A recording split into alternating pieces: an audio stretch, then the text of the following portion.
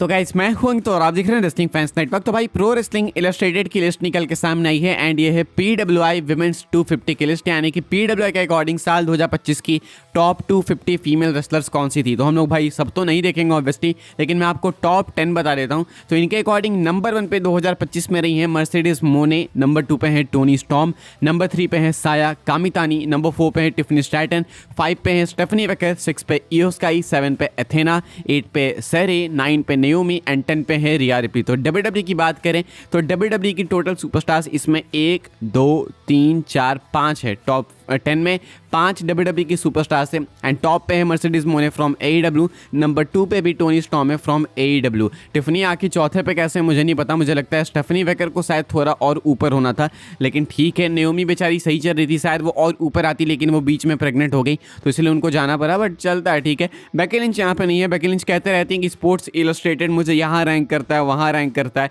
लेकिन PWI ने अभी तक इनको इस वाली लिस्ट में किसी अच्छे स्पॉट पे रैंक नहीं करा है। टॉप 10 में तो बिल्कुल नहीं करा। देखो टॉप 10 ही मैटर करते हैं। 250 में तो भाई बहुत सारी ऐसी सुपरस्टार्स आ जाएंगी जिनका नाम भी आपने कभी किसी जन्म में नहीं सुना होगा। मेन टॉप 10 मैटर करते हैं। टॉप 10 में देखो भाई साया कामितानी का नाम मैं पहली बार सुन रहा हूँ, बाकी सरी हो गई, एथेना, इनका तो सुनते रहते हैं, लेकिन साया कामितानी कौन है पता नहीं है, बट ये है नंबर 3 पे। तो अच्छा है, इनको एक्सपोजर मिल रहा है जो भी है। तो फिलहाल ये है भाई टॉप 10 की लिस्ट 2025 PWI वुमेन्स 250 वाली लिस्ट में। आगे बढ़ते हैं आज हम लोग बात करते हैं अगली स्टोरी के बारे में, जो कि रोमन रेंस को लेकर। तो भाई रोमन रेंस को लेके एक गुड न्यूज़ है। अभी देखो अभी से कुछ टाइम पहले एक ऐसा समय आया था ना जब हर समय सुनने को मिल रहा था कि रोमन जाने वाले हैं, रोमन WWE से चले जाएंगे, हॉलीवुड चले जाएंगे, या आखिरी डेट से रोमन की ये वो पता नहीं क्या क्या। बेसिकली रोमन रेंस के रिटायरमेंट को लेके ही बातें होती थी। रोमन खुद ही बोलते थे कि वो चले जाएंगे इस टाइम पे, वो उनका आखिरी कॉन्ट्रैक्ट होगा तब चले जाएंगे, अब चले जाएंगे। तो उस टाइम रोमन के फैंस के लिए काफ़ी पैनिक का माहौल बन गया था। अब थोड़ा टाइम निकल चुका है, अब क्या स्टेटस है। अब एक्चुअली इसको लेके गुड न्यूज़ है एंड अपडेट का कहना है कि पिछले कुछ टाइम में रोमन रेंस ना कहते चल रहे थे बैक स्टेज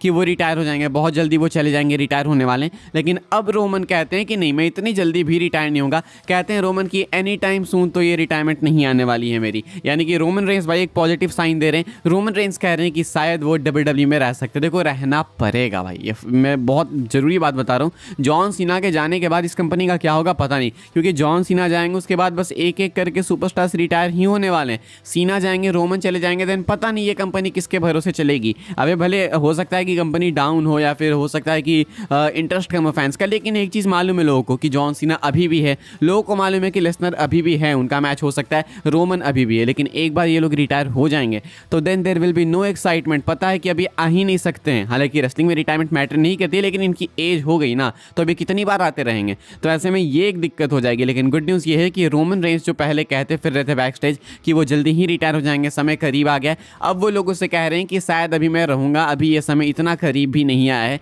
तो रोमन रेंस भाई शायद लंबा प्लान कर रहे हैं। देखो इतना तो मान के चलो कि रोमन रेंस भाई रेसलमीनिया 43 तक तो होने वाले हैं, नो डाउट। मतलब वो सऊदी वाले रेसलमीनिया में तो 100% कम्पीट करेंगे। 2 साल कम से कम है रोमन के पास। इसके बाद भी मुझे लगता है कि रोमन तुरंत नहीं रिटायर होंगे। इसके बाद रोमन का एक्चुअल वो वाला फेज चालू होगा, रॉक वाला। अभी भी रोमन भले मान लो पार्ट टाइमर चाहे जो भी है, लेकिन रॉक वाले फेज में नहीं है कि बिल्कुल ही नहीं आ रहे हैं, काफ़ी कम आ रहे हैं। तो उस फेज में रोमन पहले जाएंगे, उसके बाद रिटायर होंगे। तो वो फेज ही मुझे लगता है कि रेसलमीनिया 43 के बाद चालू होगा एंड देन धीरे धीरे करके 2-3 साल बाद देन रोमन रिटायर हो जाएंगे। तो मैं ये सोच रहा हूँ एंड उसके बाद सही भी लगेगा रेसलमीनिया 45 के अराउंड रोमन रिटायर होंगे तो, क्योंकि तब तक तो भाई आई थिंक कंपनी अपने सुपरस्टार्स बना लेगी। एटलीस्ट आई होप कि बना ले। नहीं बना पाएंगे तब तो कोई फिर है ही नहीं बात क्या करनी उस पर। लेकिन फिलहाल ये है भाई रोमन रेंस को लेके गुड न्यूज़। रोमन कह रहे हैं कि वो अभी भी WWE में रहने वाले हैं, कुछ लंबे समय के लिए रहने वाले हैं। अगेन हम लोग बात करेंगे भाई रोमन रेंस की एंड ये है रोमन रेंस के रेसलमीनिया 42 के मैच को लेके एक कंसर्निंग अपडेट।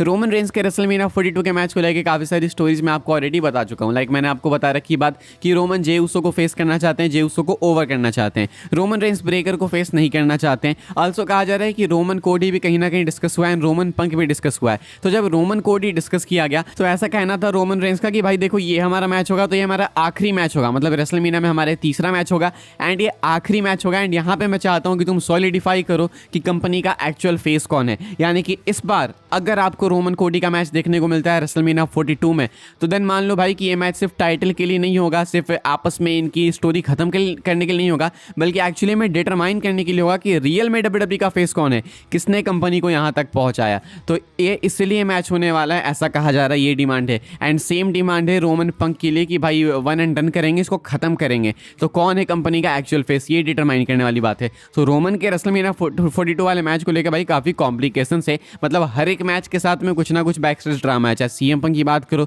कोडी की बात करो, या जे उसो की या ब्रेकर की, सबके साथ में है। ये अगर सेथ होते तो आई डोंट थिंक ये ड्रामा होता, लेकिन सेथ भाई इंजर्ड हो गए तो ये एक प्रॉब्लम है। देखते हैं सेथ वापस आते हैं या फिर नहीं रेसलमेनिया 42 से पहले। आप क्या सोचते हैं भाई, लिख के बताना रेसलमेनिया 42 में रोमन को किसको फेस करना चाहिए। लेकिन मेन कहानी ये है कि अगर रोमन कोडी का मैच होता है देन वो सिर्फ टाइटल के लिए नहीं होगा, सिर्फ आखिरी मैच नहीं होगा इनका, बल्कि वो मैच होने वाला है डिटरमाइन करने के लिए कि कंपनी का एक्चुअल फेस है कौन। भाई आगे बढ़ते हम लोग बात करते हैं गाइस अपनी अगली स्टोरी के बारे में, एंड मैं आपको दिखाने वाला हूँ जॉन सीना के आखिरी रिंग गियर्स। जॉन सीना की आखिरी 3 अपीयरेंस बची है भाई डब्ल्यूडब्ल्यूई में, इसके बाद John Cena will be gone, John Cena हो जाएंगे रिटायर। अब ऐसे में भाई मैं आपको दिखा देता हूँ जॉन सीना की आखिरी 3 मर्चेंडाइज, जॉन सीना के आखिरी 3 रिंग गियर्स। ये आप देख सकते हो कि मैडिसन स्क्वायर गार्डन में जॉन सीना कुछ ये पहन के आने वाले हैं, ये तो रिलीज़ किया डब्ल्यूडब्ल्यूई ने। इसके बाद जॉन सीना सर्वाइवर सीरीज में सैन डिएगो जो होने वाला है वहाँ पे कुछ ये व्हाइट एंड ऑरेंज मर्च पहन के आने वाले हैं। एंड देन इसके बाद सैटरडे नाइट्स मेन इवेंट में अपने आखिरी डब्ल्यूडब्ल्यूई मैच में, अपने आखिरी डब्ल्यूडब्ल्यूई अपीयरेंस में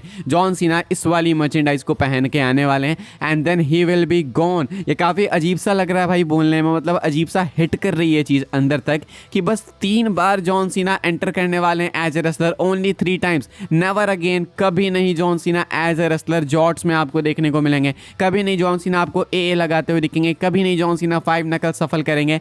ये आखिरी 3 बार आप लोग देखोगे इन चीज़ों को, एंड इसको ढंग से देखो, कंज्यूम करो, मेमोरीज बनाओ, because he will be gone, the goat is going. And ये काफ़ी इमोशनल चीज़ है भाई, मुझे पता नहीं कि फैंस इस चीज़ को कैसे कंज्यूम करेंगे, बट जो भी है ये आखिरी 3 अपीयरेंस के लिए जॉन सीना की मर्चेंडाइज है भाई, and I am feeling so sad. भाई क्या सोचता है आप इसके बारे में, लिख के बताना। खैर भाई हम लोग अपनी आखिरी स्टोरी कवर कर लेते हैं भाई, जो कि आज की वीडियो की आखिरी अपडेट है एंड आज के दिन की आखिरी अपडेट है, एंड बहुत ही मेजर अपडेट है।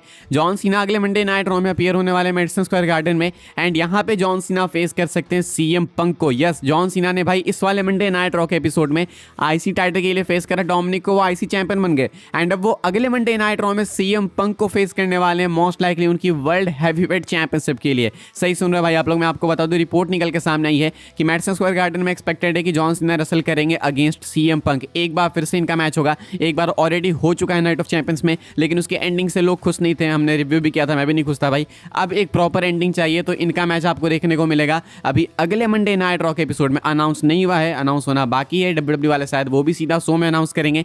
क्या ये वर्ल्ड चैंपियनशिप मैच होगा, आई डोंट नो, लेकिन चांसेस काफी ज्यादा हैं वर्ल्ड टाइटल मैच होगा। क्या पता जॉन सीना वर्ल्ड चैंपियन बन जाए। डोंट फॉरगेट कि हमने वो अपडेट कवर करी है कि डब्ल्यूडब्ल्यूई वालों ने डिस्कस किया था कि जाने से पहले सीना एक बार फिर से वर्ल्ड चैंपियन बनेंगे, 18 टाइम चैंपियन बनेंगे। क्या ये चीज पॉसिबल है? I don't think so, because survivor series से पहले मुझे नहीं लगता कि पंक टाइटल हारने वाले हैं। ऑल्सो मुझे नहीं लगता भाई कि पंक अभी चैंपियन बने तो फटाक से ड्रॉप करेंगे। मुझे लगता है कि मैच होगा, एक फ्रेंडली मैच होगा, दोनों रिस्पेक्ट देंगे एक दूसरे को ऑब्वियसली, एंड उसके बाद सीएम पंक जॉन सीना को अपने टीम में ऐड इन करेंगे वॉर गेम्स के लिए, तो ये होने वाला है। लेकिन मेन कहानी ये है कि सीएम पंक जॉन सीना का मैच आपको देखने को मिलेगा अगले मंडे नाइट रॉ के एपिसोड में, ऐसा कुछ बताया जा रहा है, अपडेट्स का कहना है। फिलहाल भाई इस वाली वीडियो के लिए यही सारी अपडेट्स थी। आई होप आपको इन्फॉर्मेशन मिली हो, मिली तो वीडियो को लाइक कीजिएगा भाई, शेयर कीजिएगा, सब्सक्राइब कीजिएगा चैनल को, ताकि आने वाले टाइम के अंदर आपको और भी सही डब्ल्यूडब्ल्यूई के अपडेट्स वगैरह सबसे पहले देखने को जानने को मिलते रहे। फॉलो कर सकते हैं भाई आप लोग मुझे इंस्टाग्राम एंड ट्विटर पर, लिंक आपको मिलेगा डिस्क्रिप्शन में। ज्वाइन कर सकते हैं व्हाट्सएप चैनल को, उसके भी लिंक डिस्क्रिप्शन में। मिलूंगा मैं आपसे अगली वीडियो में जल्दी ही, तब तक के लिए good bye, thanks for watching.